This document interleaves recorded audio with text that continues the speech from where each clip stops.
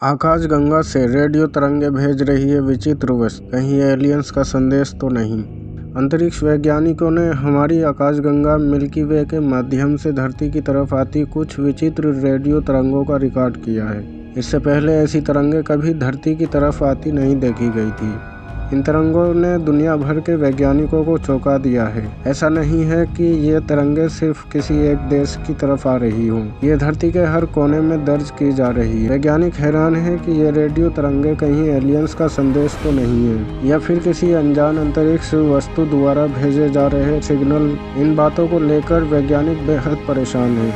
वो लगातार इन तरंगों की वजह जानने का प्रयास कर रहे हैं। इस नई स्टडी के प्रमुख लेखक और द यूनिवर्सिटी ऑफ सिडनी में स्कूल ऑफ फिजिक्स के शोधार्थी जितेंद्र वाघ ने कहा कि जहां से ये रेडियो सिग्नल आ रहे हैं वो स्थान लगातार अपनी चमक को बदल रहा है, सिग्नलों का अलग अलग तरीके से भेज रहा है।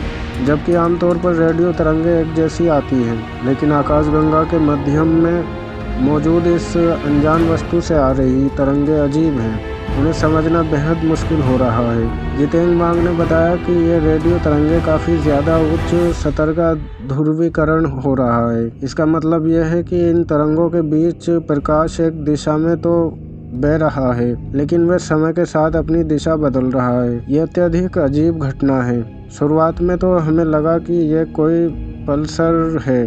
पल्सर बेहद घने प्रकार का तेज़ी से घूमने वाला न्यूट्रॉन होता है, यानी मृत तारा या तारे का प्रकार जो तेज़ी से सोलर फ्लेयर्स को परावर्तित करता है।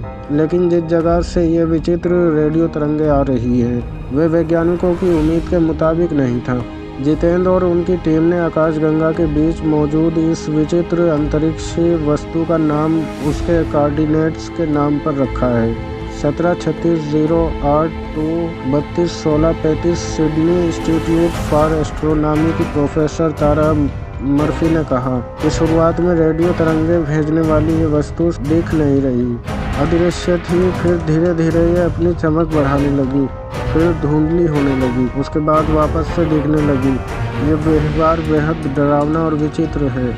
आखिर अंतरिक्ष में ऐसा क्या है जो धरती के साथ ऐसी तरंगें भेजकर खुद को छिपा रहा है, धुंधला कर रहा है, फिर दिखा रहा है। इस वस्तु की खोज तब हुई थी जब Australian squares kilometre array pathfinder radio telescope के 36 डिश एंटीना की मदद से आकाशगंगा का सर्वे किया जा रहा था। मर्चिलेंस रेडियो एस्ट्रोनॉमी ऑब्जर्वेटरी ने पहली बार इस वस्तु से निकलने वाली तरंगों का खोजा था, जिसके बाद एस्काप के रेडियो दूरबीन उस दिशा में घुमा दिए गए। इसके बाद इन रेडियो तरंगों की जानकारी हासिल करने के लिए न्यू साउथ वेल्स में स्थित पाकर्स रेडियो टेलीस्कोप और दक्षिण अफ्रीका के रेडियो एस्ट्रोनॉमी ऑब्जर्वेटरी मीर के टेलीस्कोप को उसी दिशा में घुमा दिया गया है। तारा मर्फी ने बताया कि पाकर्स रेडियो टेलीस्कोप तो इसे खोजने में नाकाम रहा, लेकिन मीर कैट टेलीस्कोप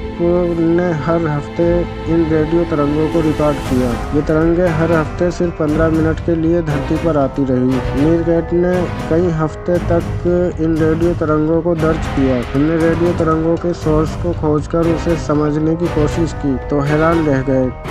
वो लगातार खुद को छिपा रहा था, दिखा रहा था, चमक बढ़ा रहा था। एक ही दिन में उसने अपने की रूप दिखाने की कोशिश की थी। हमने ये प्रक्रिया कई हफ्तों तक रिकॉर्ड की है। इससे पहले भी वैज्ञानिकों ने गैलेक्सी के बीच से आने वाली तरंगों को पकड़ा था। 28 अप्रैल 2020 धरती पर मौजूद 2 रेडियो टेलीस्कोप ने रेडियो किरणों की तीव्र लहर को दर्ज किया। ये कुछ मिलीसेकेंड्स के लिए था, फिर अचानक गायब हो गया।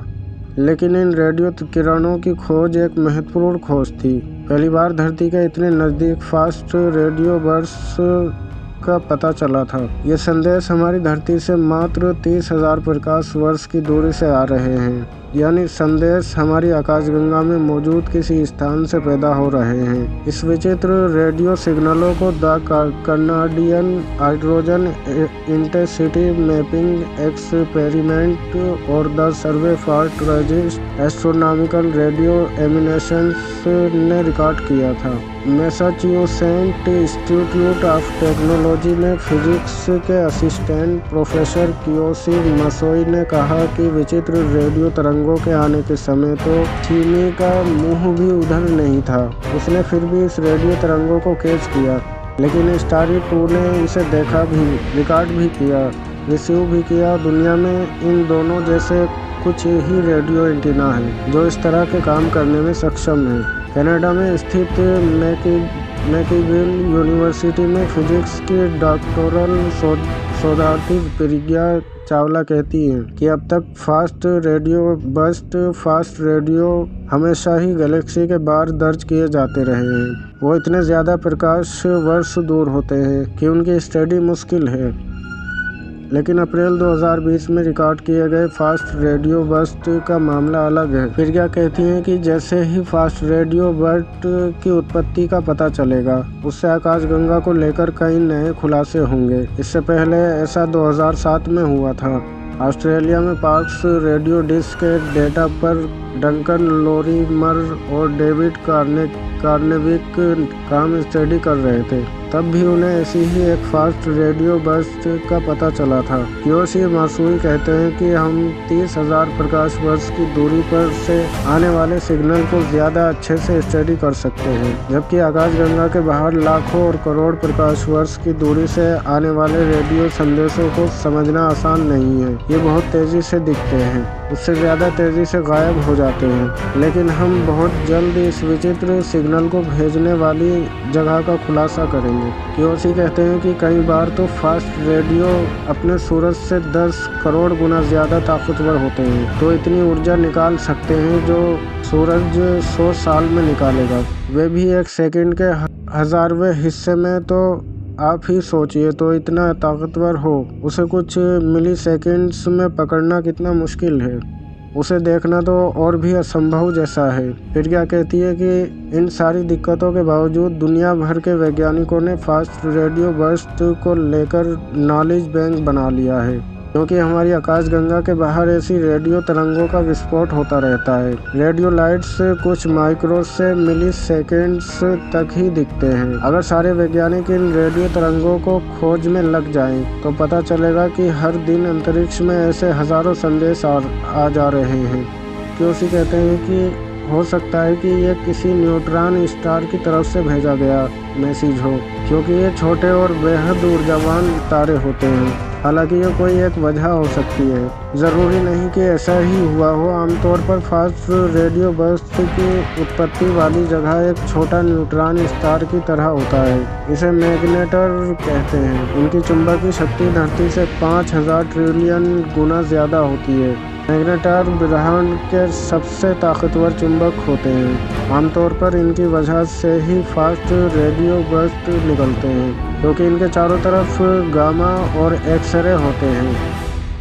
इनके पास से उच्च क्षमता वाले इलेक्ट्रोमैग्नेटिक रेडिएशन निकलता है, जो किसी भी ग्रह से जाकर टकरा सकता है, लेकिन आमतौर पर यह बेहद कम समय के लिए होता है। वैज्ञानिकों ने इस फास्ट रेडियो बर्स्ट का नाम FRB 2428 रखा है। ये वल्पेकुला नस्त्र से आया है।